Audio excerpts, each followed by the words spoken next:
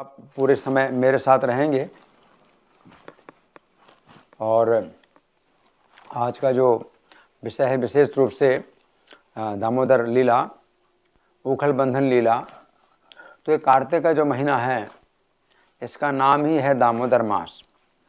और दामोदर का एक ही अर्थ है, दाम का अर्थ है बंधन और उदर का मतलब है पेट।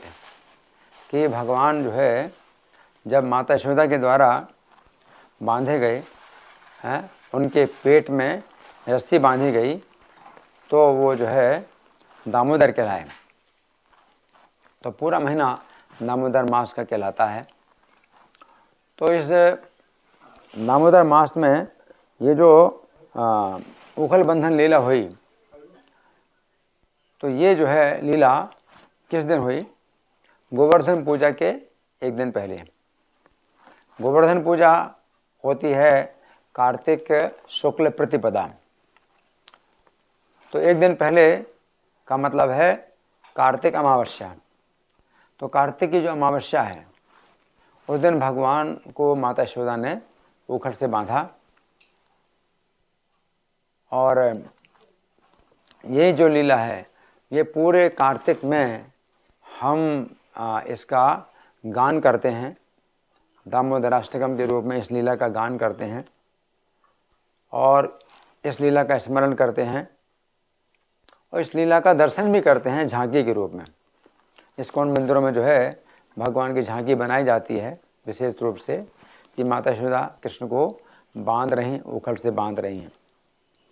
तो इस लीला पर हमें विचार करना है कि ये जो भगवान की लीला है ये बहुत ही सुंदर लीला है। और इस लीला में भगवान अपना जो है वो अपना वो गुण दिखा रहे हैं कि वे भक्तों के प्रति कितने वशीभूत रहते हैं, भक्तों के कितने अधिक वश में रहते हैं। और इतिदृक् सुलीला भी आनंद कुंडे सुघोषम निमज्जंतम आख्यापयंतम। इस प्रकार की लीलाओं के द्वारा अपने ब्रजवासियों को आनंद के कुंड में डुबोते हैं। आनंद कुंडे सुघोषम निमज्जंतम आख्यापयंतम। और अपने जो ब्रजवासी हैं उनको तो आनंद के कुंड में डुबोते हैं, लेकिन जो उनके ऐश्वर्य को जानने वाले हैं तदीयसी तज्ञेषु, उनकी ईशिता, उनकी महानता को जो जानने वाले हैं तो उनको जो है भगवान ये संदेश दे रहे हैं आख्यापयंतम, कि वे अपने भक्तों के प्रति कितने वत्सल हैं। इतिदृक् सुलीलाभिरानंद कुंडे सुघोषम निमज्जंतम आख्यापयंतम तदीयसी तज्ञेषु भक्त्यर्जितत्वम सदा प्रेमितस्त्वम सदा सता वृत्ति बंदे। तो अपने जो है भक्तों के जो है भगवान कितने वशीभूत होते हैं। तो माता यशोदा को आनंद देने के लिए भगवान ने ये लीला की। तो भगवान इस समय कितने वर्ष के हैं अगर विचार किया जाए तो ये कार्तिक अमावस्या 3 साल तो पूरे हो चुके हैं। जब ये लीला हुई तो 3 साल पूरे हो चुके हैं। तो भाद्र कृष्ण अष्टमी को 3 साल पूरे हो गए। अब भाद्रपद के बाद आश्विन और फिर कार्तिक, है ना। तो भाद्रपद की कृष्ण अष्टमी से कार्तिक की कृष्ण अष्टमी कितना हो जाएगा? 3 साल 2 महीना। और कार्तिक कृष्ण अष्टमी से फिर 7 दिन और तो अमावस्या होगी। तो 3 साल 2 महीना 7 दिन।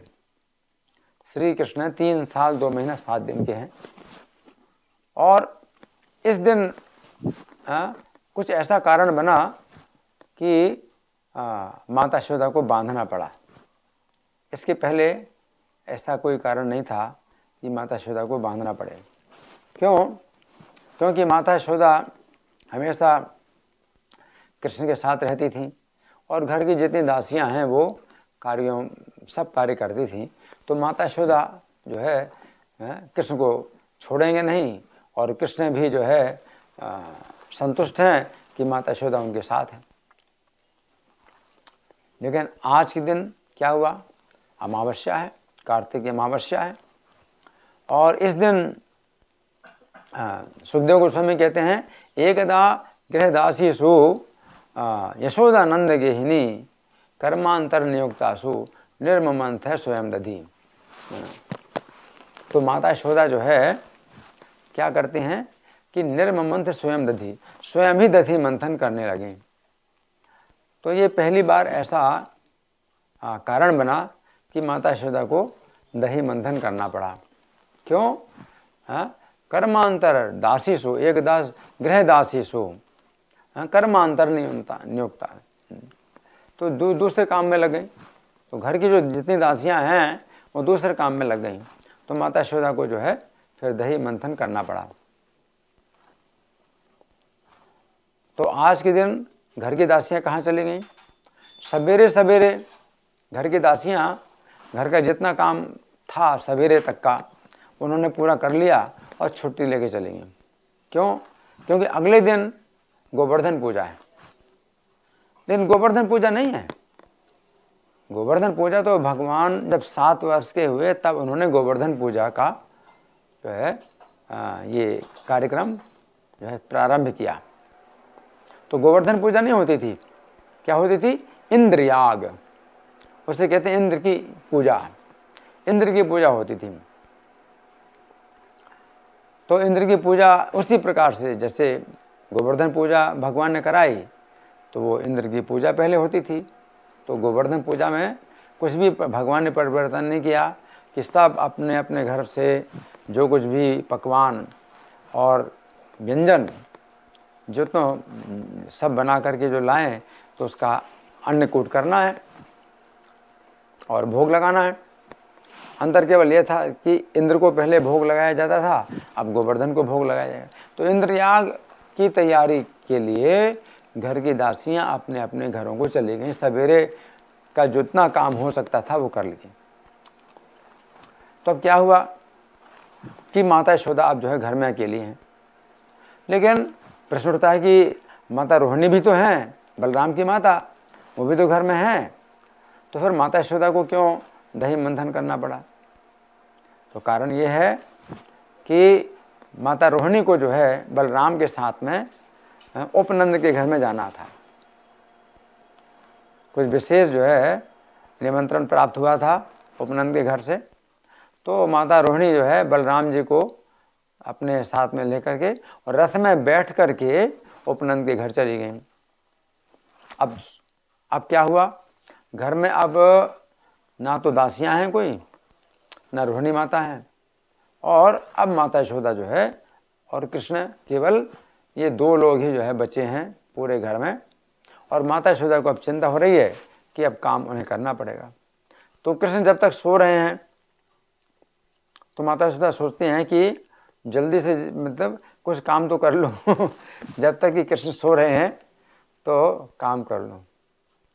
तो जो है कृष्ण को जो है चूम करके, कृष्ण सो रहे हैं तो मुंह जो है चूम करके और जो है उसमें सैया में लेटा करके और कृष्ण की ओर देखते हुई माता यशोदा और पीछे की तरफ पैर रखती हुई हैं, बिल्कुल धीरे धीरे, कि किसी प्रकार की आहट ना हो कि बालक जाग जाए। बालक जागेगा तो बड़ा जो है उसे धक्का लगेगा कि माता मुझे छोड़ करके चली गई। तो इसलिए माता यशोदा सोच रही हैं कि मैं दही मंथन कर लूं, क्योंकि दही मंथन के लिए आज के जो है दिन भर की आवश्यकता के अनुसार मक्खन तो निकाल लूं। तो रोज़ का रोज़ जो है मतलब दही मंथन करना और मक्खन निकालना तो रोज़ का होता था। तो ये कार्य जो है माता यशोदा सोच रही हैं कि मैं कर लूं, जब तक कृष्ण नहीं जागे तब तक मैं कर लूं। तो माता यशोदा जो है मंथन कर रही हैं, दही मंथन कर रही हैं और कृष्ण की लीलाओं का गान भी कर रहे हैं, और यही सोच करके कि कृष्ण ना जागें। लेकिन कृष्ण जो है जाग गए, और जब कृष्ण जाग गए और देखा कि माता नहीं है, तो जैसे बालक को जो है मतलब पूरा अपना अधिकार समझता है माता के ऊपर, और माता मुझे छोड़ के कहीं ना जाए, माता के लिए कोई काम नहीं है, वो मेरे साथ रहे। इसी प्रकार से कृष्ण जो है पूर्ण जो है बालक की लीला कर रहे हैं। तो उनको जो है बड़ा जो है तनाव पैदा हुआ कि माता जो है मुझे छोड़ के क्यों चलेगी, माता के लिए कोई काम नहीं है, मेरे साथ रहने की सिवा और कोई कार्य नहीं है, है ना। तो जो है कृष्ण जागे और सैया से उतर करके और गिरते पड़ते, क्योंकि नींद से बालक जागा है, तो चलता भी है, तो थोड़ा गिरता है, फिर चलता है, गिरता है, चलता है। इस प्रकार से माता के पास आ गए और माता को भी पता नहीं चला।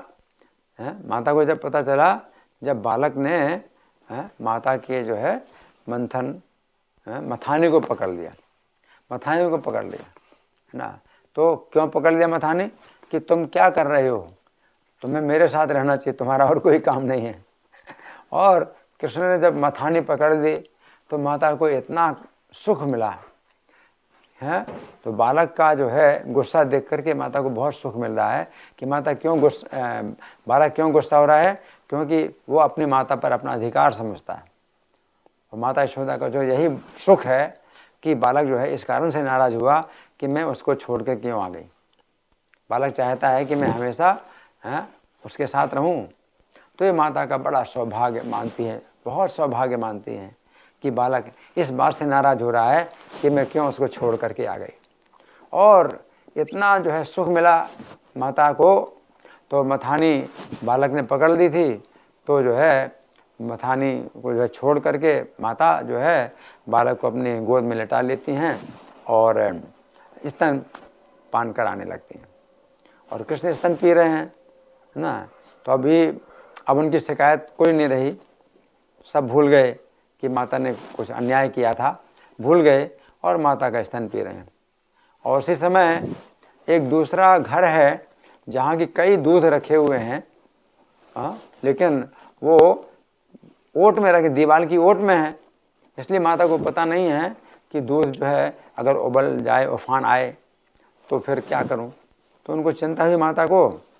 तो बालक को जो है जमीन में ही लिटा दिया और हे बालक, हे पुत्र, तो थोड़ा प्रतीक्षा कर, मैं अभी जो है दूध की रक्षा करके वापस आती हूँ।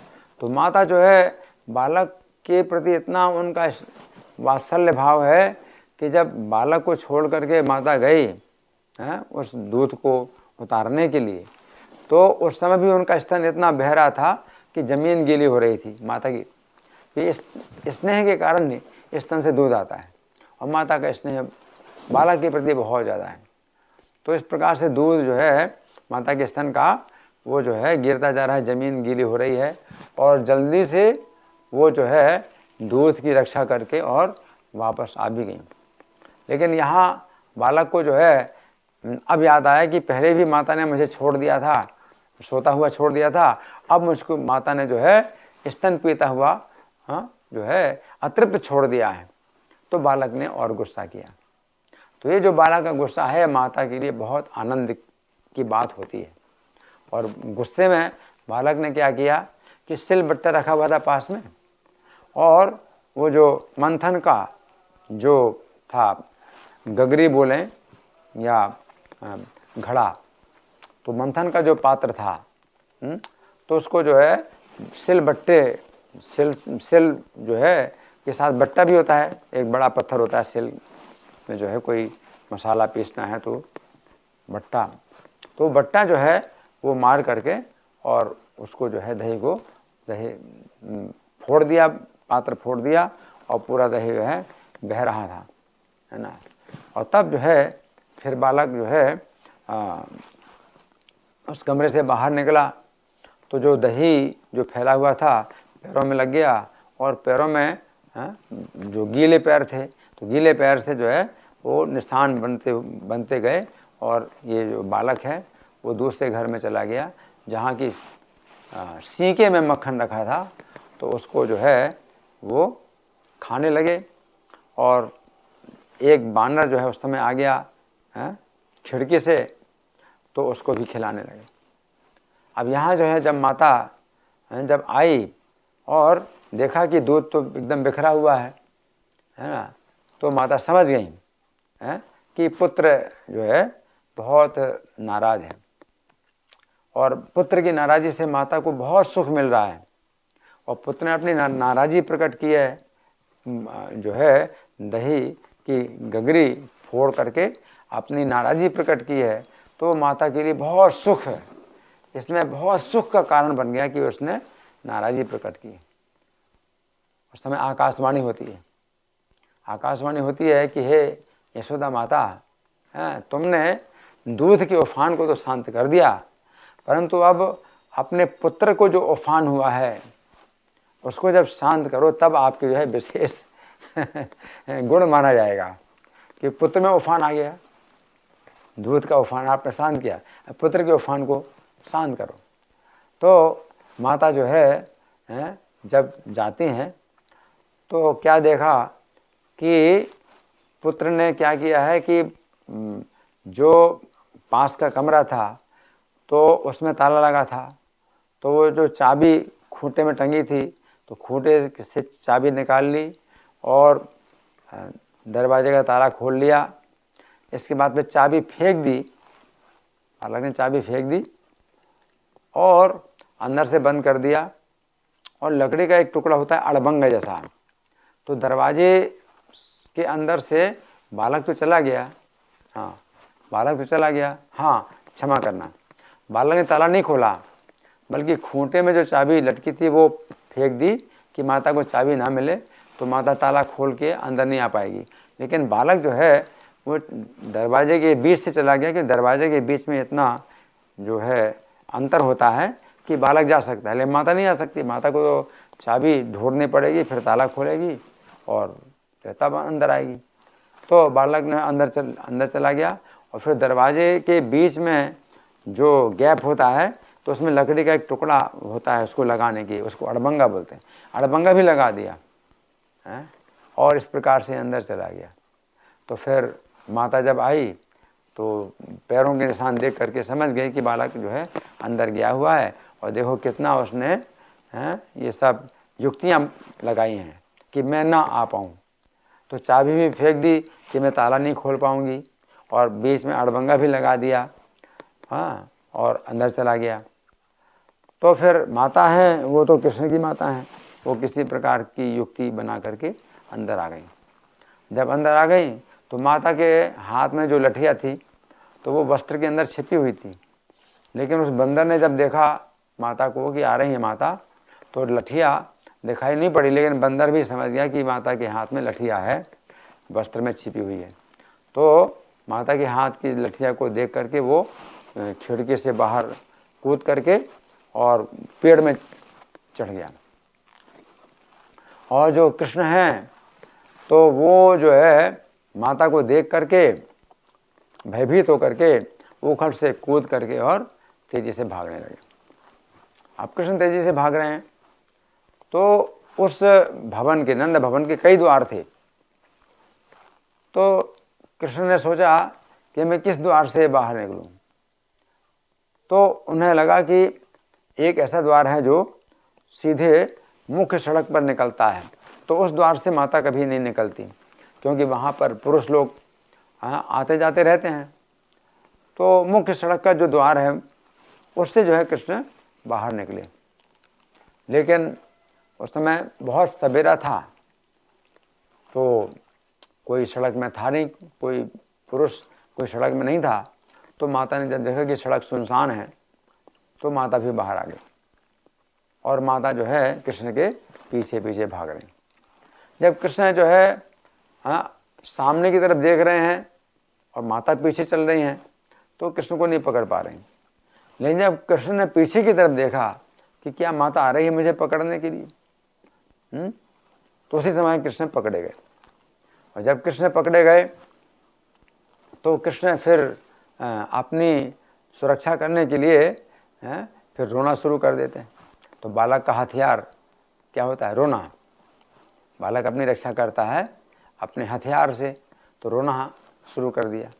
तो जब रोने लगे हैं तो फिर माता जो है कृष्ण से कहती हैं कि कृष्ण, ये तो बड़ी लज्जा की बात है कि तुम राजा के पुत्र हो, नंदराज जो ब्रज के राजा हैं उनके पुत्र हो, उनके पुत्र होकर के तुम चोरी करते हो। तो एक तो आरोप ये लगाया माता ने कृष्ण के ऊपर कि तुम राजा के पुत्र होकर के तुम चोरी करते हो। तो कृष्ण ने उत्तर दिया। अब सोचिए कितना बढ़िया उत्तर दिया कृष्ण ने। कृष्ण ने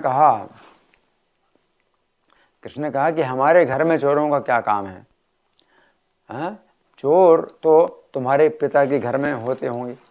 माता से कहा कि तुम्हारे पिता के घर में चोर होते होंगे, हमारे घर में तो घर हमारा है। तो कृष्ण का कहने का मतलब यह है कि घर तो हमारा है और हमारे पिता का घर है, इसलिए हमने अगर कोई चीज़ उसमें से निकाली है, उठाई है, तो वो चोरी थोड़ी कहलाएगी। तुम्हारे पिता के घर में, अगर तुम्हारे पिता के घर में मैं जाऊँ तो चोरी का आरोप लगाया जा सकता है, लेकिन ये तो मेरा घर है, मेरे पिता का घर है। तो माता यशोदा को जब ऐसा उत्तर दिया तो माता निरुत्तर हो गई। अब माता को जो है कोई उत्तर नहीं मिला और फिर माता ने कुछ और भी आरोप लगाए और कृष्ण जो है उन सब आरोपों का खंडन करते रहे। और अंत में फिर माता ने कृष्ण के ऊपर आरोप लगाया कि तेरा स्वभाव तो बानरों जैसा है। तो फिर कृष्ण बोले कि अगर मेरा स्वभाव बानरों जैसा है तो ठीक है, मैं वन में जा कर के रहूँगा। तब जो है माता को इतना जो है भय पैदा हो गया कि कहीं ये जो बालक है अपनी बात पे अगर मतलब जिद कर ले अपनी बात पर, और अगर छोड़ के चला जाए, वन में चला जाए, तो फिर मैं घर में मतलब कैसे संभालूंगी बालक को, और काम भी करना है तो कैसे काम करूंगी, बालक को कैसे संभालूंगी। तो माता यशोदा ने कृष्ण को जो बांधा था वो अपनी इस भावना को प्रकट करने के लिए बांधा था कि अगर तू अगर घर छोड़ के चला जाएगा, वन में चला जाएगा, तो मैं क्या जिंदा रहूँगी, मैं क्या जीवित रहूँगी। तो वो भावना थी माता की, लेकिन वास्तव में वो बांध नहीं सकती कृष्ण को, क्योंकि वो स्नेह, इतना अधिक स्नेह है माता को कृष्ण के प्रति कि वो कृष्ण को नहीं बांध सकती। हाँ, तो अब कथा तो बहुत लंबी है, तो यहीं पर ही हम विश्राम करेंगे। अब आप लोगों की ओर से कुछ और भी जो चर्चा है वो आप लोग करिए। आप लोग मेरे साथ हैं, हरि बोल। हाँ जी।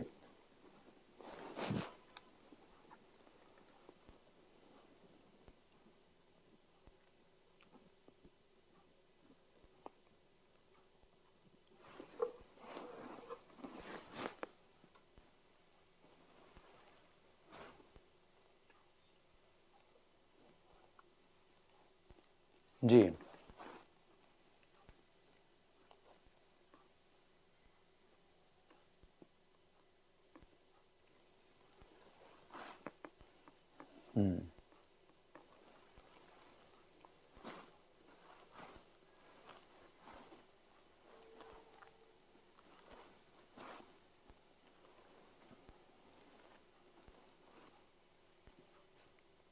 हाँ, ये अच्छा प्रश्न है और ये बहुत ज़रूरी भी है हम लोगों के लिए।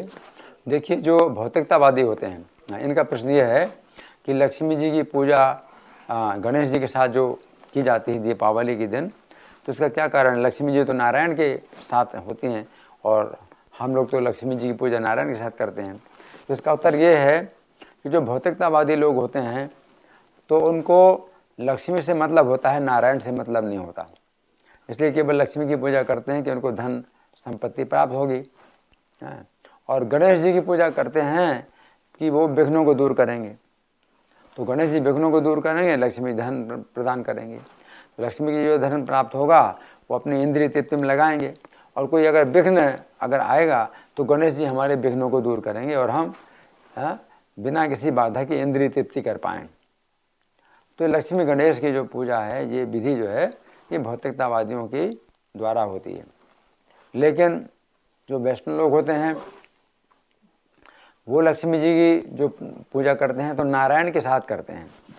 लक्ष्मी जी की प्रसन्नता यही है कि नारायण के साथ उनको रखा जाए।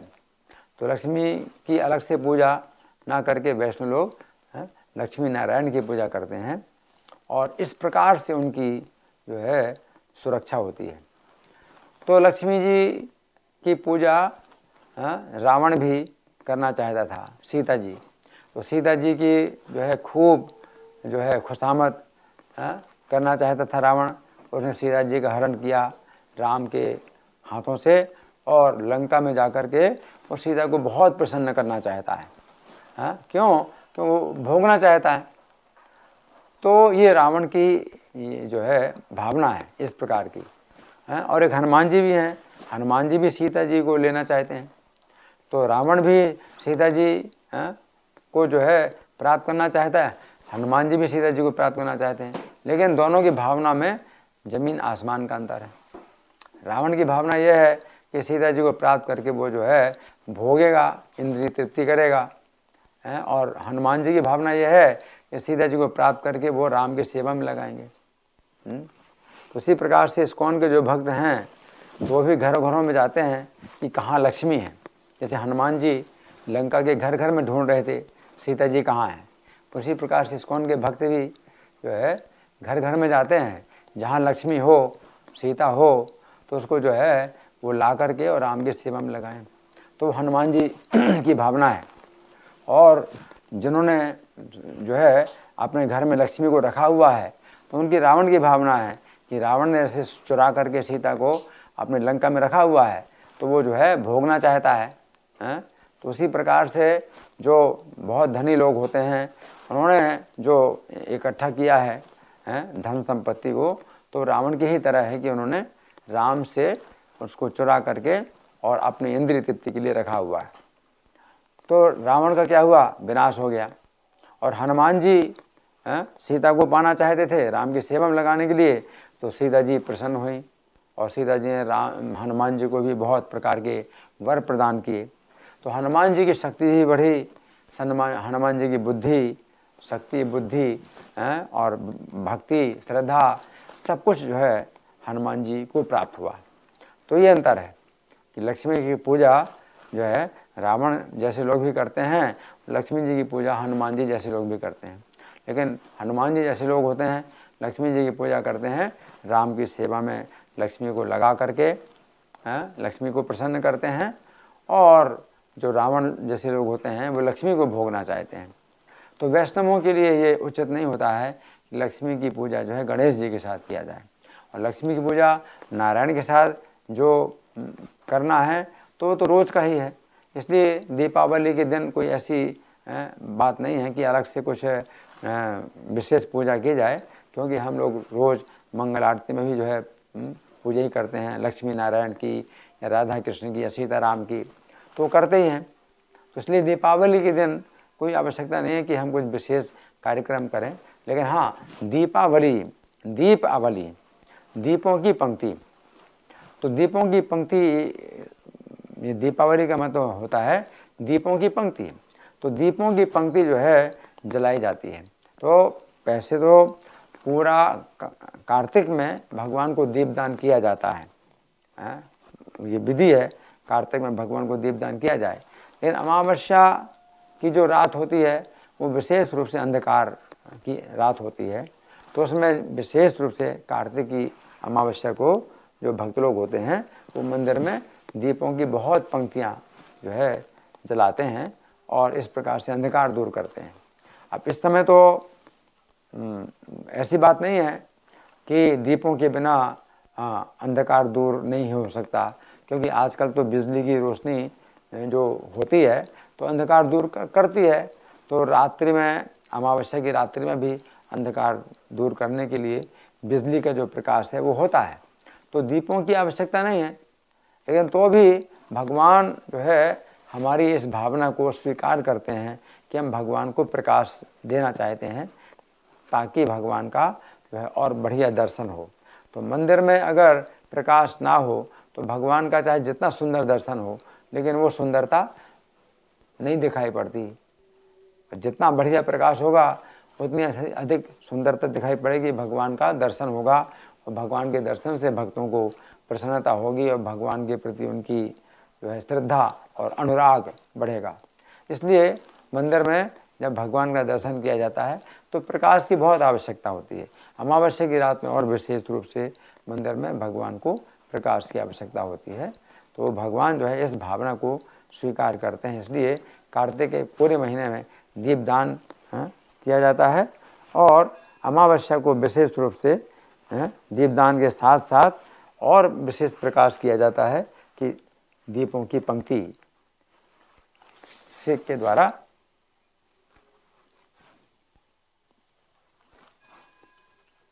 ऐसा कहा जाता है कि श्री राम आए थे तो उनकी खुशी में जो है अयोध्या वासियों ने अपने घरों में दीपक की पंक्तियां लगाई थी।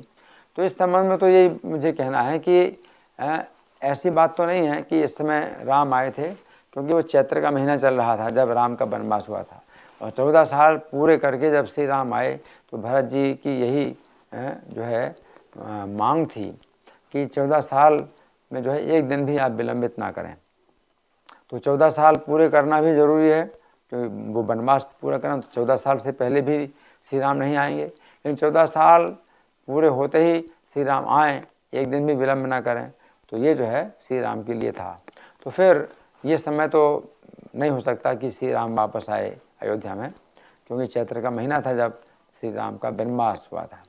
लेकिन अगर भरत जी की आज्ञा से कुछ और कारण से श्री राम के स्वागत में अगर ये किया गया हो तो अलग बात है, लेकिन इस दिन जो अमावस्या का जो दिन है, जिसको हम दीपावली बोलते हैं, वास्तव में उखल बंधन लीला हुई। तो ये निश्चित है कि उखल बंधन लीला हुई है, माता यशोदा ने कृष्ण को उखल से बांधा। तो अगर हमें कुछ करना चाहिए तो ज़्यादा अच्छा है कि उखल बंधन की लीला की चर्चा करनी चाहिए। आज जो अमावस्या होती है, जिसे दीपावली का दिन कहा जाता है, उखल बंधन की लीला सुनाई जाए और सुनी जाए तो वो ज़्यादा अच्छा है ना। क्योंकि पूरा महीना कार्तिक के जो है हम इस लीला का चिंतन करते हैं और इस लीला का दर्शन भी करते हैं। तो आज के दिन जो अमावस्या का जो दिन होता है, उस दिन विशेष रूप से इस कथा का जो है हमें रसास्वादन करना चाहिए।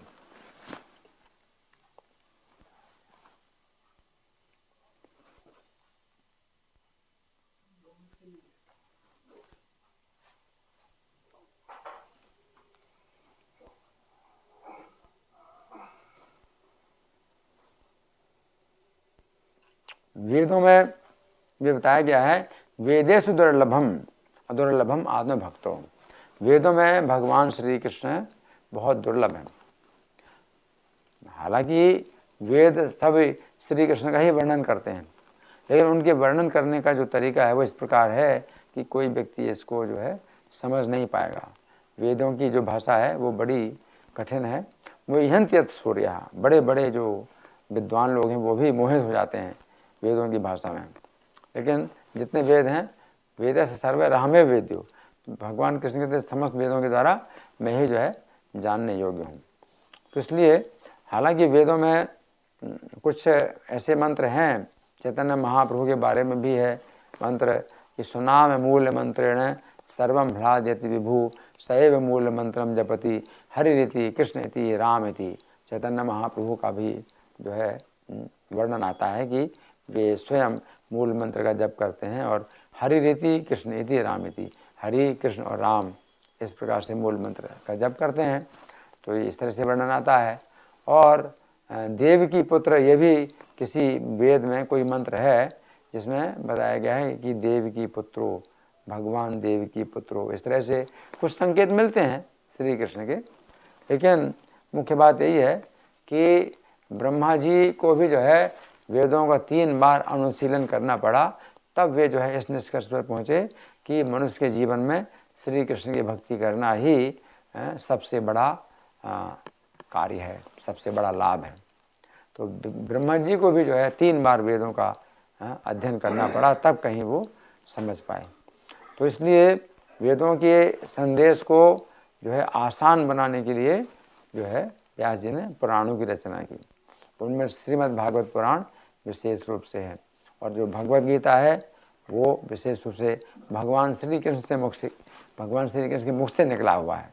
तो भगवद गीता और श्रीमद् भागवत, ये जो है 2 ग्रंथ हैं जो कि विशेष रूप से हमारे पाठ्य पुस्तक हैं, जिनमें कि श्री कृष्ण का जो है विशेष वर्णन आता है और श्री कृष्ण की भक्ति के पक्ष में सब बातें लिखी हुई हैं।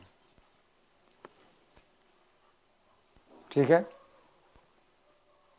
जी।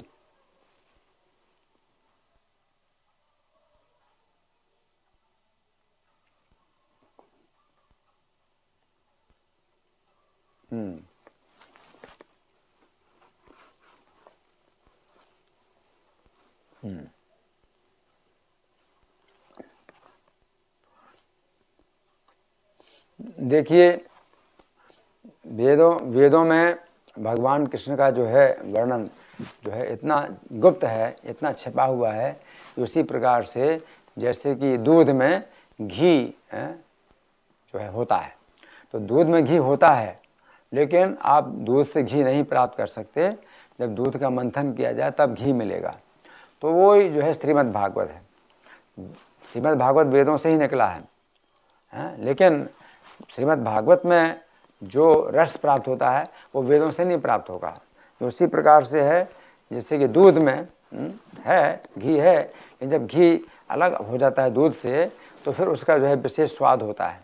उसी प्रकार से वेदों से ही श्रीमद् भागवत निकला है, लेकिन श्रीमद् भागवत में जो कृष्ण कथा और कृष्ण का जो रसास्वादन है वो जो प्राप्त होता है वो वेदों से नहीं प्राप्त होता है ना। यह कहा जाता है जैसे वृक्ष का फल होता है, तो फल में जो रस मिलता है वो आपको वृक्ष में नहीं मिलेगा, लेकिन जो फल है वो निकला कहाँ से, वृक्ष से ही निकला है ना। तो वेदों में इसलिए अधिकार भी नहीं है, हर व्यक्ति का वेदों में अधिकार भी नहीं है, तो क्योंकि वेदों के जो है शब्दों से हर कोई जो है मोहित हो जाता है, मोह्यंत सूर्या, भ्रमित हो जाता है। तो वेद इस प्रकार से वेद मंत्र हैं कि ब्रह्मा जी भी जो है मतलब बहुत मुश्किल से वो जो है वेदों का जो तात्पर्य है वो समझ पाए, है ना। तो इसलिए ज़्यादा अच्छा यही है कि कलयुग में लोगों की बुद्धि इतनी तेज़ नहीं है कि वे इतने कठिन विषय को समझ पाएँ। इसलिए श्रीमद् भागवत, व्यास जी ने श्रीमद् भागवत लिखा, इसीलिए लिखा कि नारद जी ने बताया कि महाभारत में जो है धर्म, अर्थ और काम का आपने तो वर्णन किया, लेकिन भक्ति का उतना वर्णन नहीं किया, है ना। तो परमहंसों के लिए जो कि केवल भक्ति ही पाना चाहते हैं, और जो सामान्य लोग हैं वे भी कम आयु वाले हैं और उनका भाग्य भी मंद है और वो आलसी भी हैं और उनकी मति मंद है, तो फिर कैसे उनको जीवन का परम लक्ष्य प्राप्त होगा जब इतनी आयु नहीं है। तो पहले लोगों की बहुत लंबी आयु होती थी और बुद्धि भी बहुत तेज होती थी, तो वो वेद सीखते थे, वेदों को का अध्ययन करते थे, तो ब्रह्मचर्य आश्रम में करते थे, ब्रह्मचारी, है ना। तो वेद मंत्रों का पाठ करते थे, है ना। इसलिए वेदों का अध्ययन कि ये विधि नहीं है। शूद्रों को वेदों में अधिकार नहीं है, ना ब्रह्मचर्य आश्रम में अधिकार है, और कलयुग में ज़्यादा से ज़्यादा लोग शूद्र ही हैं। तो लोग जो है ऐसे कहते हैं कि वेदों में दिखाइए, वेदों में दिखाइए, है ना। तो हमारा उत्तर यही है कि वृक्ष में जो है आप कहेंगे कि भाई कोई रस नहीं है, लेकिन वृक्ष का ही रस जो है जब फल में आ जाता है तो आपको जो है रसास्वादन फल से प्राप्त होता है।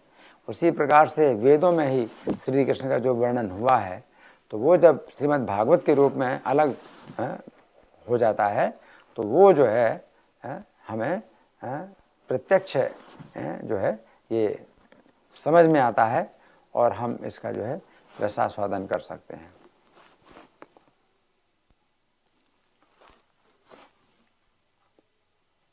जी।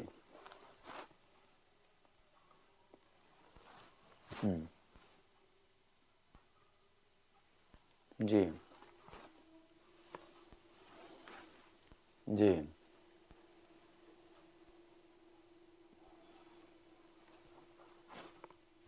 देखिए लक्ष्मी पूजा जो उसमें है आश्विन पूर्णिमा को ना, तो आश्विन पूर्णिमा को जो लक्ष्मी पूजा लिखा हुआ है, तो उसके बारे में मैंने भी देखा था कि मतलब कहाँ पर ये बात आती है। तो ये कुछ संकेत ये मिलते हैं कि लक्ष्मी पूजा का ये जो दिन है ये उस समय का है जब क्षीर सागर का मंथन हुआ था और लक्ष्मी जी उससे प्रकट हुई थी। तो उस समय सब देवताओं ने और सब असुरों ने जो है लक्ष्मी जी का पूजन किया था और उनको जो है अधिकार दिया था कि वो अपना पति का चुनाव करें। तो लक्ष्मी स्वयंवर भी हुआ था, लक्ष्मी की पूजा भी हुई थी और लक्ष्मी जी ने फिर उस स्वयंवर में भगवान को जो है अपना पति बनाया था। तो लक्ष्मी पूजा का वो दिन है। और ये दीपावली के दिन जो लक्ष्मी पूजा होती है, तो इस दिन अमावस्या की रात में ये जो है मान्यता है कि लक्ष्मी जी जो है उनके घरों में आती हैं जिन घरों में प्रकाश हो। तो लोग जो है इसलिए ज़्यादा प्रकाश करते हैं कि लक्ष्मी जी हमारे पास आएंगी। तो लक्ष्मी पूजा का है दिन है ज़रूर लक्ष्मी पूजा का, लेकिन वैष्णवों के लिए इसमें कुछ खास नहीं है, क्योंकि हम रोज़ लक्ष्मी की पूजा नारायण के साथ करते हैं, तो लक्ष्मी जी पहले से ही प्रसन्न हैं। लेकिन इस दिन जो भक्त नहीं हैं, भौतिकतावादी हैं, तो वे लक्ष्मी की पूजा करते हैं कि लक्ष्मी जो है हमारे पर प्रसन्न होएं, तो जो है हम लक्ष्मी का भोग करें। लेकिन लक्ष्मी चंचला है, अगर वो आएंगी भी और कोई उनको प्रसन्न करे और जो है उनको भोगना चाहता है, तो नारायण के बिना लक्ष्मी जी चंचला हैं। तो चंचला हैं तो जो है ज़्यादा समय तक नहीं रहती, इसलिए अक्सर देखा जाता है कि इस समय के जो धनी हैं आगे चल कर के उनके ख़ानदान में फिर जो है वो गरीब भी आ जाती है, क्योंकि लक्ष्मी जो है टिकती नहीं। लेकिन जो भक्त लोग होते हैं तो उनको जो है लक्ष्मी की कृपा मिलती है, लक्ष्मी की प्रसन्नता प्राप्त होती है। तो इस दिन हमें कुछ आवश्यकता नहीं है कि हम लक्ष्मी की पूजा करें। जी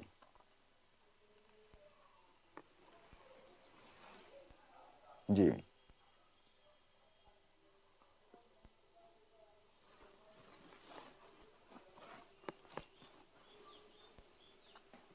जी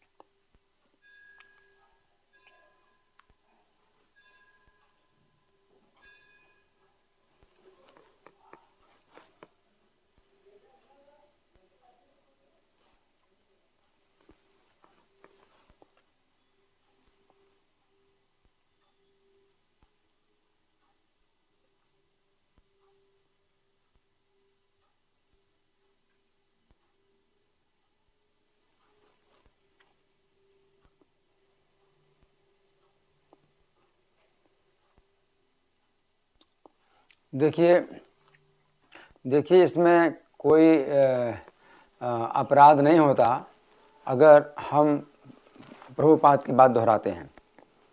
तो अगर प्रभुपाद जो है ने कुछ शिक्षाएं दी हैं, तो उन शिक्षाओं के अनुसार अगर हम कहते हैं तो हमने किसी का ऐसे नाम नहीं लिया कि भाई आप ऐसा कर रहे हैं, हम ये कह सकते हैं प्रभुपाद की शिक्षाओं के अनुसार ये बात होती है ना। तो इस तरह से जो है मतलब हम अगर दोहराते हैं प्रभुपाद की बात, शास्त्रों की बात दोहराते हैं, तो इसमें हम किसी व्यक्तिगत किसी के ऊपर हम आक्षेप नहीं कर रहे हैं। लेकिन हाँ, ज़रूरी अगर बहुत ज़रूरी पड़ जाए तो फिर व्यक्तिगत रूप से बोला जा सकता है, लेकिन समय के अनुसार, परिस्थिति के अनुसार कि ये बात जो है रखी जाए, तो अधिकारियों के सामने रखी जाए कि भाई ऐसी बात है। तो ये बात बहुत आवश्यक है कि गृहस्थ आश्रम में जो भक्त होते हैं तो वो जो है बहुत मुश्किल होता है उनके लिए कि वे जो है बचें, माया से बचें। तो गृहस्थाश्रम में बहुत माया का प्रभाव रहता है और इंद्रिय तृप्ति का, है ना। तो गृहस्थों के लिए भी सवेरे की साधना है, उसमें उनको आना चाहिए। तो काफ़ी मतलब इसमें कमियां चल रही हैं गृहस्थ आश्रम के प्रति। प्रभुपाद भी जानते थे कि जो विवाहित भक्त होते हैं तो वे जो है उनकी बहुत संभावना होगी कि वे कृष्ण की भक्ति से दूर हो जाएं। तो इसके लिए प्रभुपाद ने बहुत जोर दिया कि उनको स्थान जो है उनके घर जहाँ भी हों तो मंदिर के पास ही हों, ताकि वो जो है मंदिर में मतलब आते रहें और मंदिर के प्रोग्राम अटेंड करते रहें। अब उनके ऊपर ये भी जोर नहीं लगाया जा सकता कि रोज़ मंगल आरती में वो आएंगे। रोज़ मंगल आरती में आने के लिए भी उनके ऊपर दबाव नहीं डाला जा सकता। रोज़ मंगल आरती में आने के लिए हम जैसे ब्रह्मचारी हैं, जो फुल टाइम ब्रह्मचारी हैं, आश्रम में रहते हैं, तो हमारे ऊपर तो दबाव है कि रोज़ हम मंगल आरती में आएँ। लेकिन गृहस्थों के लिए ये दबाव भी नहीं डाला जा सकता कि उनको रोज़ मंगल आरती में आना है। लेकिन फिर भी कुछ ऐसे नियम होने चाहिए कि सप्ताह में मान लो 2 दिन या 3 दिन है, मतलब कुछ ऐसी मतलब उनको छूट मिलनी चाहिए कि रोज़ नहीं आ सकते हो तो भाई 2 दिन आओ, 3 दिन आओ, और उसमें भी अगर नहीं आए तो फिर उसमें कुछ पेनाल्टी या कुछ जो है दंड मतलब होना चाहिए। तो ये मेरा विचार है कि इस तरह से गृहस्थों को जो है ये नियम कुछ बनाना चाहिए। उसी प्रकार से जो सवेरे की क्लास है तो उसमें अगर वो बैठें हैं तो वो बहुत आवश्यक है। तो हम ब्रह्मचारियों के लिए तो बिल्कुल हर हालत में हम लोगों को क्लास में बैठना चाहिए। उनके लिए ऊपर जो है हम उतना जोर नहीं डाल सकते कि रोज़ क्लास में बैठें। लेकिन अभी तो टेक्नोलॉजी इतनी उन्नत हो गई है कि मंगल आरती भी रोज़ आप अपने घर में कर सकते हैं ऑनलाइन, और ऑनलाइन आप क्लास में भी बैठ सकते हैं, सुन सकते हैं। तो अब गृहस्थ आश्रम में जो भक्त हैं उनकी अपनी खुद की जिम्मेदारी है कि वो अपनी रक्षा करें और अपने परिवार की रक्षा करें, अपने बच्चों को कृष्ण भावना भवित बनाएं।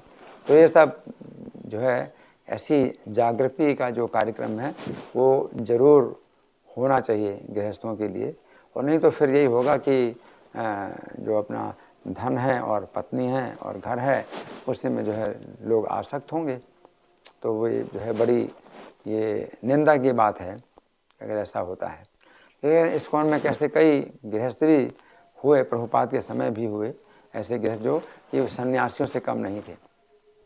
उन्होंने अपनी पत्नी को भी मतलब पूरी तरह से भगवान की सेवा में लगाया, वो भी सेवा में लग गए, अपने बच्चों को भी भगवान की सेवा में लगाया। ये सब जो है मतलब है कि ऐसे भी गृहस्थ हैं। लेकिन अभी ये बात तो है कि गृहस्थ आश्रम में काफ़ी जो है ये देखा जाता है कि वे जो है भक्ति में और भक्तों की संगति में वे जो है बहुत पीछे हो जाते हैं। तो ये विचार करने वाली बात है। ठीक है।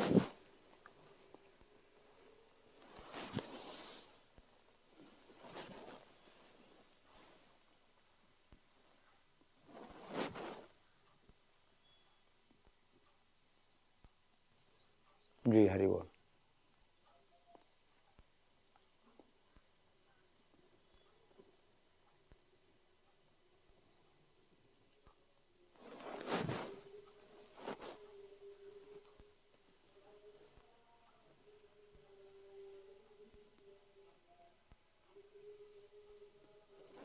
देखिए, भगवान जो है एकमात्र श्री कृष्ण है, कृष्णस्तु भगवान स्वयं। ईश्वर परमः कृष्ण सच्चिदानंद विग्रह, जो ऐसा बताया जाता है तो वो कुछ उसमें कुछ और गहराई है, लेकिन स्पष्ट जो प्रत्यक्ष जो प्रमाण है वो ये है कि ईश्वर परमः कृष्ण सच्चिदानंद विग्रह, कि श्री कृष्ण ही परमेश्वर हैं। श्रीमद् भागवत का यही जो है निर्णय है। यथा स्कंद शाखा नाम तरोर्मूलावसेचनम एवं आराधनम विष्णु सर्वेशम आत्मनश्च ही, कि जिस प्रकार से जड़ का सिंचन करने से वृक्ष के तने और शाखाएं और पत्तियां सब सिंचित हो जाती हैं, उसी प्रकार से विष्णु की आराधना से सबकी आराधना होती है और अपनी भी आराधना होती है। तो अलग से शिव जी की, दुर्गा की, गणेश की, किसी की पूजा करने की आवश्यकता नहीं है। और अगर आप पूजा करें तो रक्षा तब होगी जब आपके अंदर कोई भौतिक कामना ना हो और आप पूजा करते हैं केवल कर्तव्य की भावना से। यष्टव्य में वे तिमना समाधाय सात्विक कहा, अगर कोई पूजा करता है कि वे पूजा करना चाहिए तो जो है वो सात्विक पूजा होती है कि उससे बंधन नहीं होता, और उस सात्विक पूजा से फिर वो व्यक्ति उस तत्व ज्ञान की जिज्ञासा करेगा कि हमारा जीव तत्व क्या है और जीव का कल्याण कैसे होगा, तो फिर विष्णु की भक्ति में आएगा। लेकिन जिज्ञासा होनी चाहिए, तत्व की जिज्ञासा होनी चाहिए।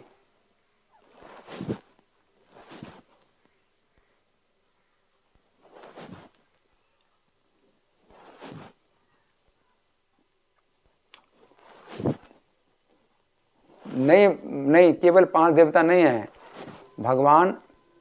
भगवान जो है, भगवान सृष्टि का संचालन कर रहे हैं, उनकी असंख्य शक्तियाँ, अनंत शक्तियाँ हैं, और 33 करोड़ देवता हैं। हमारे शरीर में भी जो है कितने जो है ये अंग हैं शरीर के जो कि कार्य कर रहे हैं, तो देवताओं के द्वारा हो रहे हैं। इंद्र भी जो है हमारे हाथों के देवता हैं, हाथों को शक्ति इंद्र से प्राप्त हो रही है, सूर्य के द्वारा है, नेत्र है। तो ऐसा नहीं है कि 5 देवताओं के द्वारा संचालन कर रहे हैं, ऐसा कुछ नहीं है, नहीं। हाँ, ठीक है।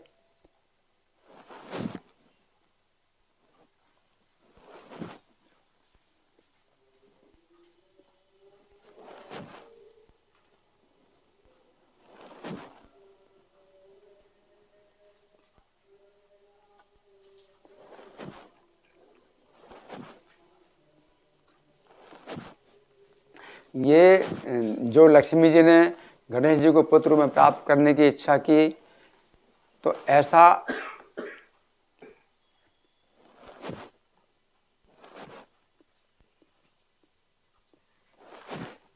देखिए, जो सब देवताओं के लिए, सब देवताओं में जो है गणेश जी की पहली पूजा होती है, लेकिन सब देवताओं से ऊपर श्री कृष्ण हैं, और श्री कृष्ण का अगर आप जो है पूजन करते हैं तो सबकी पूजा होती है।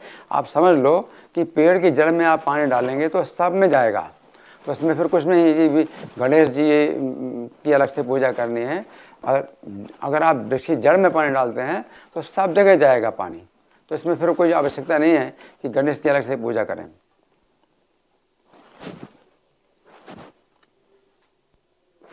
अधिकार दे रहे हैं देवताओं की तुलना में। आप नहीं समझ रहे मेरी बात, आप अपनी बात बोल रहे हैं, आप अपनी बात बोलते जा रहे हैं, सुनते नहीं बिल्कुल। हाँ सुनिए, ध्यान से सुनिए कि जिनको जो है अपने आत्मा का कल्याण करना है उनके लिए श्री कृष्ण की अनन्य भक्ति, कृष्ण कहते हैं मेरी अनन्य भक्ति करो, भक्त्या तो अनन्यासक् है। अनन्य भक्ति का मतलब किसी और की भक्ति ही नहीं करना, केवल कृष्ण की भक्ति करना। गीता में कितने स्थानों में ये बात बताई है, माम तो अव्यभिचारिणी भक्ति, किसी और की भक्ति नहीं करना, अनन्य भक्ति। इसलिए पूजा की बात अलग है और भक्ति अलग होती है। भक्ति से अपने आत्मा का कल्याण होता है, पूजा तो कोई की जा सकती है, लेकिन कलयुग में कोई पूजा संभव नहीं है। कलयुग में पूजा की विधि भी संभव नहीं, कोई पूजा संभव नहीं है, लेकिन भक्ति एकमात्र है। कलो और भक्तिर विशिष्यति। और भक्ति जो है होती है केवल भगवान के प्रति, और किसी देवताओं के अगर आप भक्ति करते हैं तो आप तत्व से नहीं जानते हैं और गिरते हैं। ये प्यन्य देवता भक्ता यदन से ध्यान बेता। इसलिए बात को समझ लो कि पूजा की बात यहाँ पर नहीं हो रही है, यहाँ पर भक्ति की बात होती है। और भक्ति में जो है भगवान कहते हैं कि मेरी ही पूजा करो, मेरे में मन लगाओ, मन मना भव मद भक्तो मदयाजी माम नमस्कुरु, मेरी पूजा करो, मुझे नमस्कार करो, मुझे मन लगाओ, मेरे भक्त बनो, कृष्ण कह रहे हैं। और गीता में सबसे जो है जो ऊंचा जो उपदेश है वो गीता का ही है। इसलिए हमें गीता से जो है छोड़ करके हमें कहीं जाने की ज़रूरत नहीं है, नहीं तो हमारा समय खराब होगा और हमारे कलयुग में आयु वैसे भी छोटी बहुत थोड़ी है। इसलिए गीता का जो संदेश है वो सबसे ऊंचा है, उससे बढ़ करके और कुछ नहीं है। ठीक है।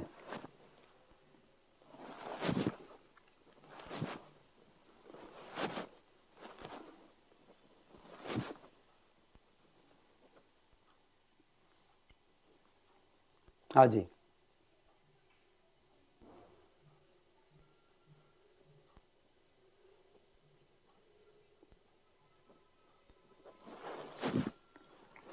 हाँ देखिए, जो पूजा करके सिरा देते हैं ना, तो वही मतलब है कि वो देवताओं की जो पूजा है वो हमेशा नहीं है कि भाई रोज़ करें।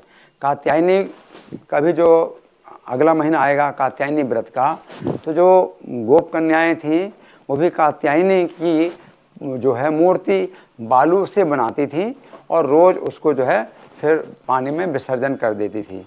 तो वो ये नहीं है कि मतलब उनकी पूजा करेंगे, उनकी पूजा कर रहे हैं कृष्ण की प्राप्ति के लिए। तो कृष्ण ही केंद्र बनाए, तो कृष्ण को ही केंद्र बनाना है।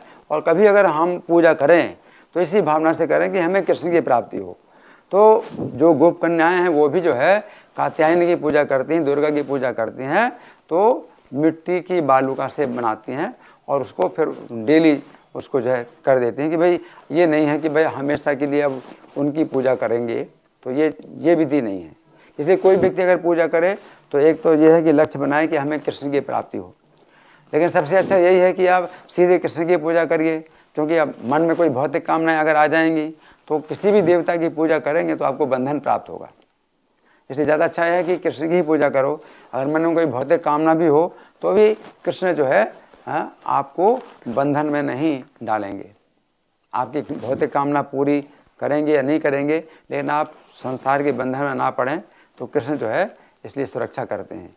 इसलिए ज़्यादा अच्छा यही है कि ये भौतिक इच्छा से भी अगर आपको पूजा करनी तो कृष्ण की ही पूजा करो, कृष्ण का ही नाम लो, तो उससे आपको जो है भौतिक बंधन नहीं प्राप्त होगा और आपकी जो है जो माया के बंधन से आपको जो है मतलब छुटकारा मिलेगा।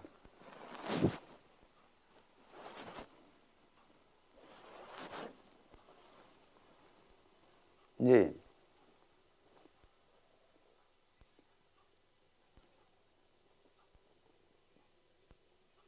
हम्म। हम्म। हम्म।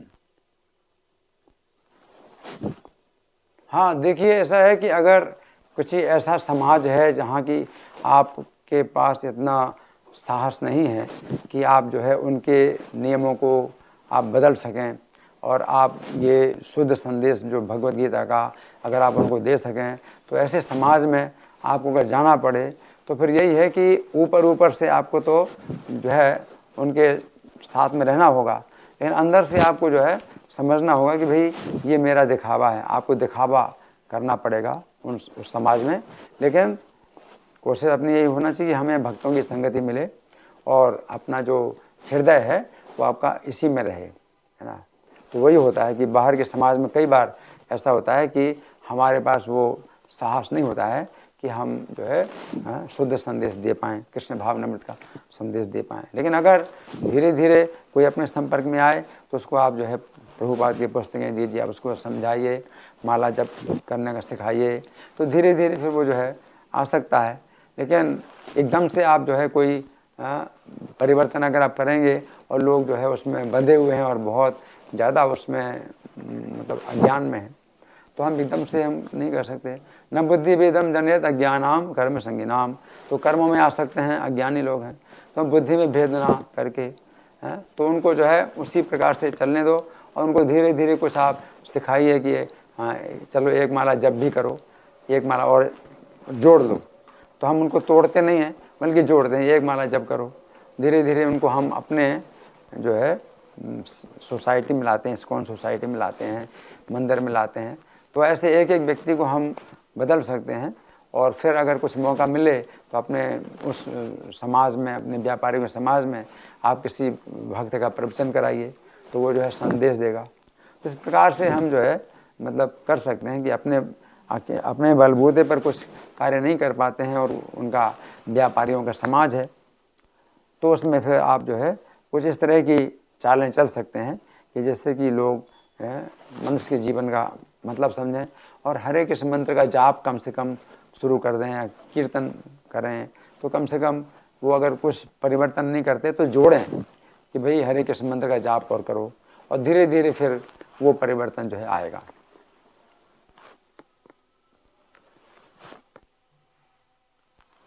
राधा कृष्ण और अच्छे हैं, राधा कृष्ण ही विशेष रूप से हम लोगों के उपास्य हैं, लक्ष्मी नारायण की भी पूजा कर सकते हैं। ठीक है,